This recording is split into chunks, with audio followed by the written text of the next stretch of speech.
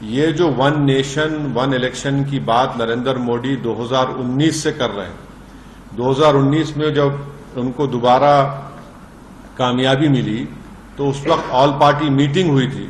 तो नरेंद्र मोदी का पूरा गेम प्लान यही है कि नेशनल पार्टीज रहें और दूसरे तमाम रीजनल पार्टीज, छोटे पार्टीज हमेशा के लिए खत्म हो जाएं। के नेता राहुल गांधी जी और सभी विपक्षी दलों के नेताओं की सहमति से इस पर आगे कार्रवाइयां होनी चाहिए।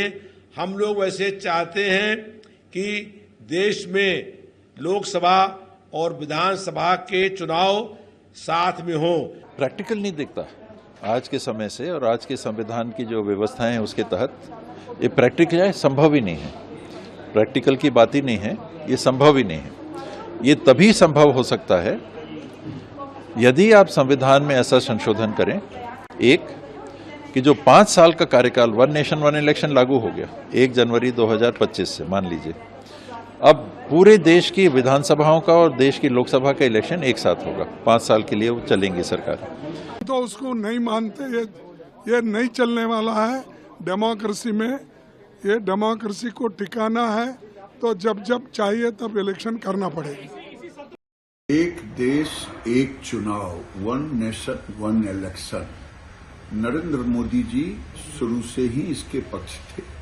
देश के सभी पूर्व चीफ जस्टिसों से चर्चा की गई, देश के मूर्धन्य नेताओं से, राजनीतिक दलों से चर्चा की गई, देश के हर चैम्बर ऑफ कॉमर्स से चर्चा की गई और आज अंततः कैबिनेट से मंजूरी हो गई।